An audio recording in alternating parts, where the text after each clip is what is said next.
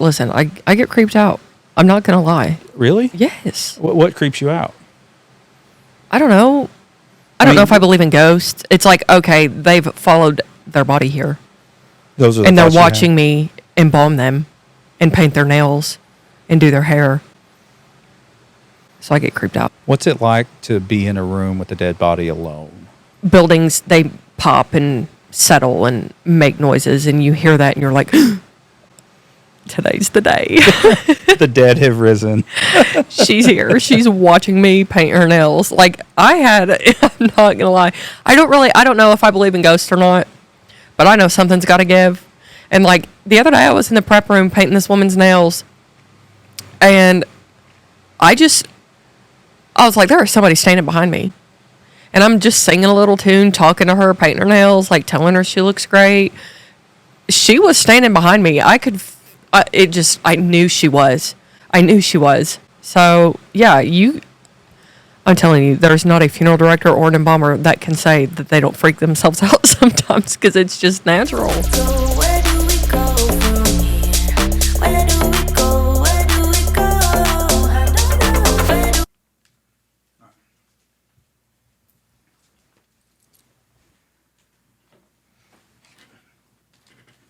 Yeah, this is key.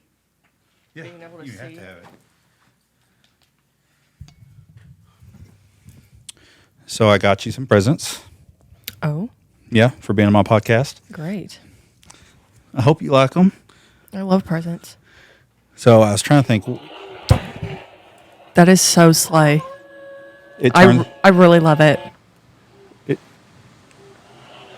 Yeah. I love it. I'm so happy. It's Halloween, so I had to give you something Halloweeny. It's going in. Well, you got plenty of time. I'll figure it out where I'm going to put it. It was hellacious. Going earlier. off today. Yeah. So I might have actually cursed you with that. Oh, no. It'll- Look, listen at it. It'll, so if you set it down, it'll stop. Okay. But, yeah. Cursed. Great. I can feel the energy already. And the last one. Oh, my God. No, you did not.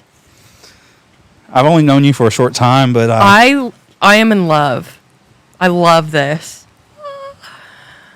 Wow. and so I'm a big pillow guy. When I'm like on the couch, I have to have a lap pillow. 100%. It's like it'll be hard for me to just fight my instincts of grabbing this and just put it right here. Can the it whole time. not? Oh yeah, you can. That's your pillow. Do what you want with it. I don't want to cover up the happy Halloween. It doesn't matter. But as long as you look good up on the podcast, I'm happy.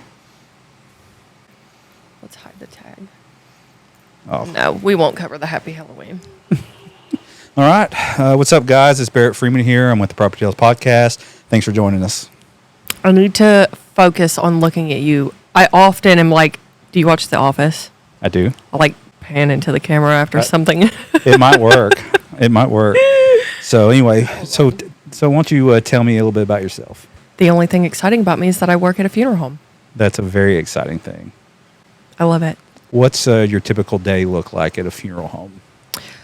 A lot of time is spent, I'd say most of the time is spent in the office, writing obituaries, speaking with families, making arrangements with families, which is great. How often are you called because you've made a typo on grandmother's obituary? Often. Yeah, some families are fine if you accidentally leave somebody out, if you spell something wrong, and some of them will rip your head off. Well, I mean, grandma's obituary is very, very important. It's Granny's obituary. Get it right. I've had people pass in my life, and I've never once read their obituary. Just- No. Are people reading those? fine. Clearly, people Yes. are reading them. Yes. We actually also get a lot of calls. Do you have late arrangements for so-and-so? And it's like, are you even related? Like, are you just calling to see? Like nosy people. Very, very. You know, that's such a world that I can't even begin to understand. I mean, so what are your duties at the funeral home? So as of right now, so I'll start. I'm in mortuary school. I should be done in March and graduate in May after I take my national boards. So right now I'm Office E, started in my clinicals. So I've been getting to do a lot of embalming and work in the prep room. But yeah, a lot of obituaries to type, a lot of memorial cards to make. We were talking on Friday, and you said that you got a death call. Yes. What's a death call? A death call? We will get a call at the funeral home, and they will say, the family of so-and-so has requested your services, and that means somebody's died, you need to come get them. They tell us where they are, if we have permission to embalm or if they want to be cremated, and it doesn't matter what day or night, you need to get up and go do a removal. Where are the bodies typically? Get them. All over the place. Usually nursing home, hospice, hospital. That makes sense. But we do go to people's houses. Where Grandpa just didn't wake up. Grandpa, not Grandpa didn't wake up. They'll send people home on hospice if somebody wants to go home. So yeah, we had a death call 2 nights ago. It was this man who had cancer. He was at home with his family on hospice. So Not a bad way if you got cancer and you're terminal, I guess. yeah, let me go home. Yeah. So on that death call, was the family there around the body? Yes.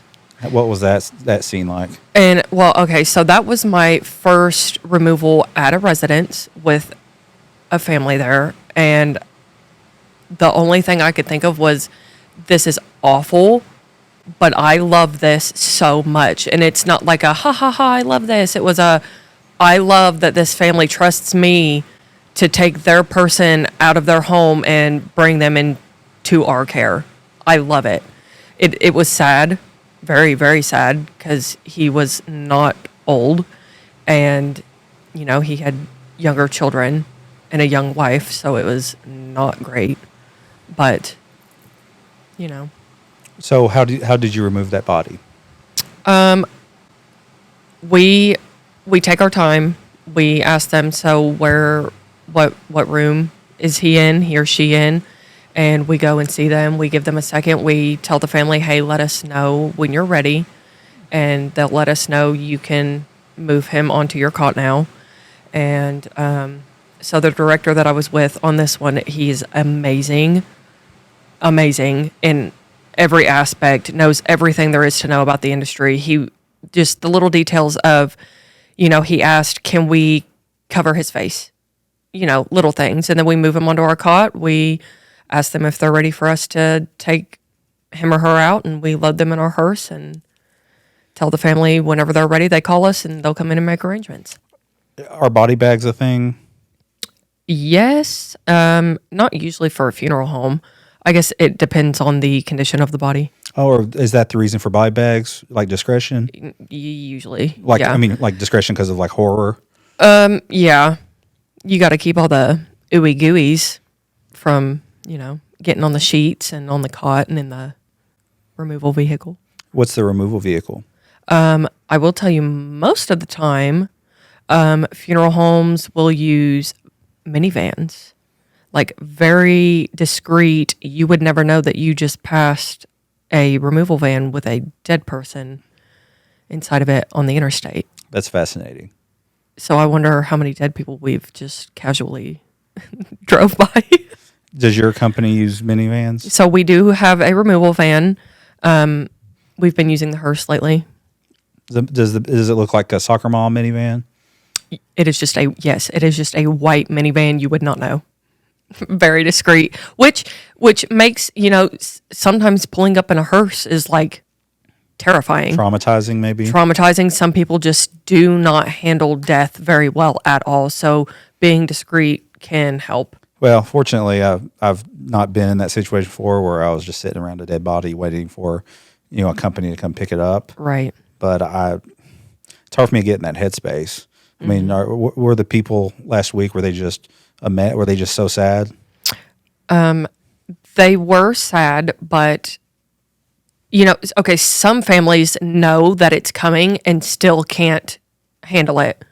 And some families know that it's coming and they're still terribly sad about it, but not as bad as others. Have you had a body removal off like after a car wreck or So highway accident? I have not done anything too crazy yet. Usually, the coroner's office, whatever funeral home is attached to the coroner's office, gets the homicides, the car accident, stuff like that. The young stuff like that.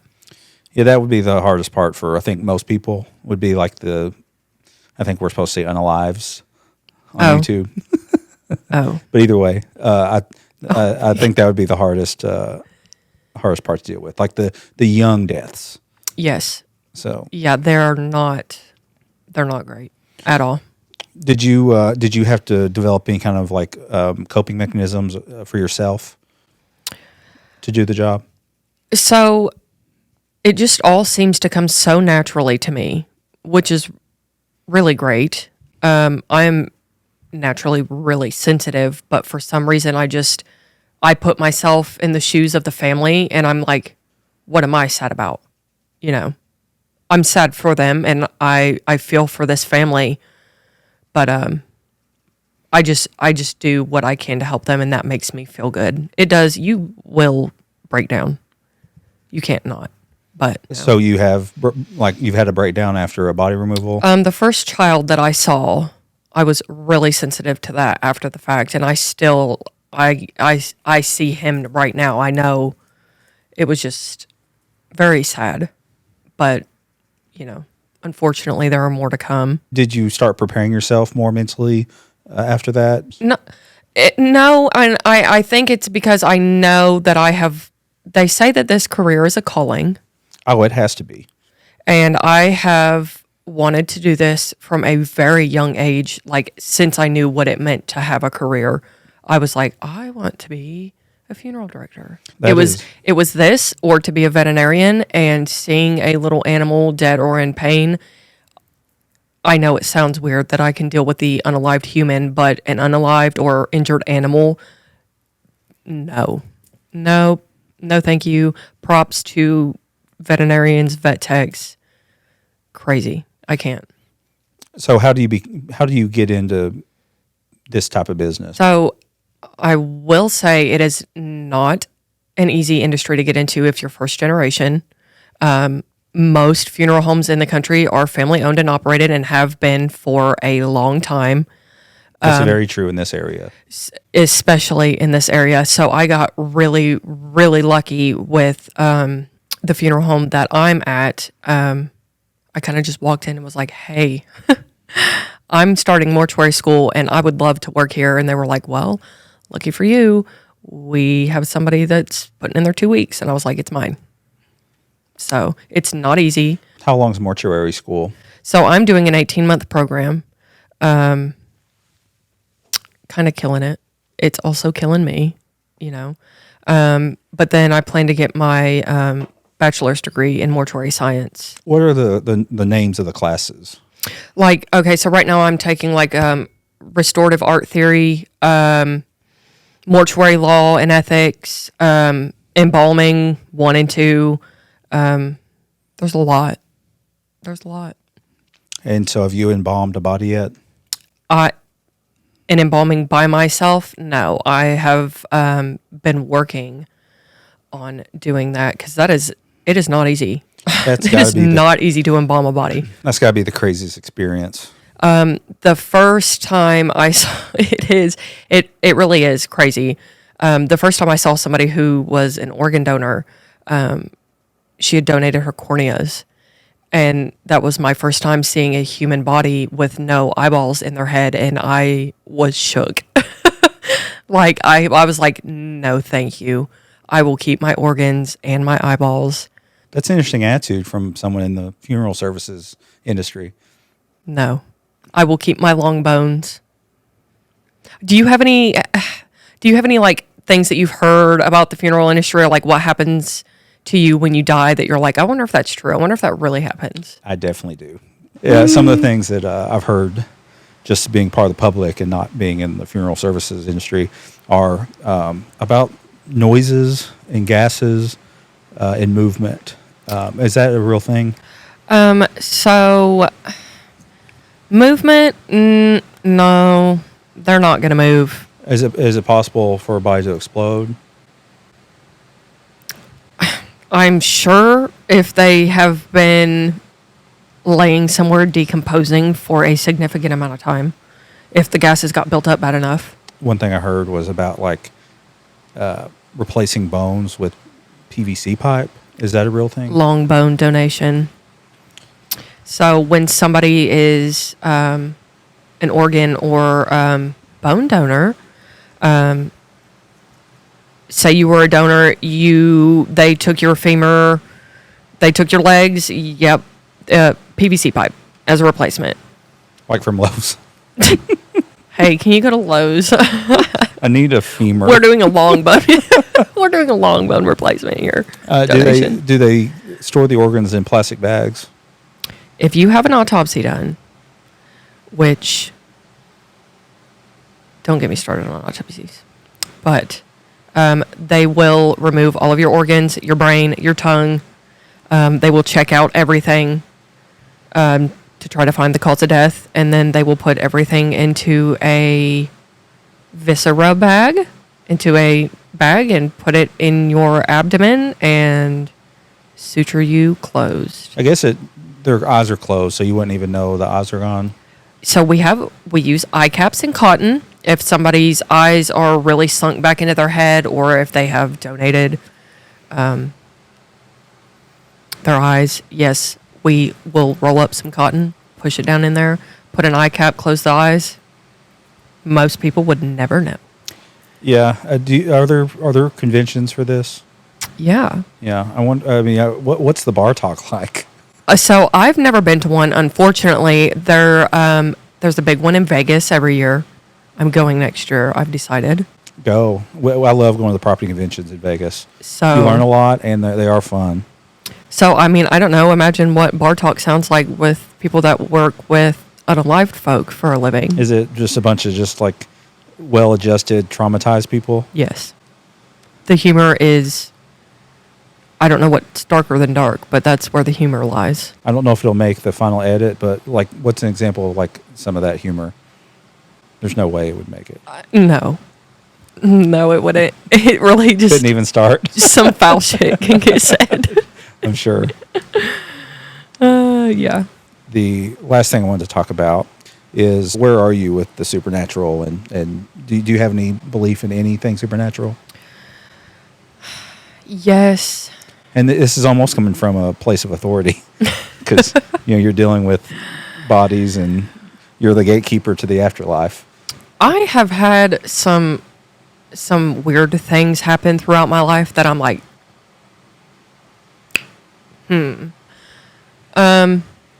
I guess, yeah. I believe, I don't know, energy can't be created nor destroyed. So, like, I always found that where compelling. does this go?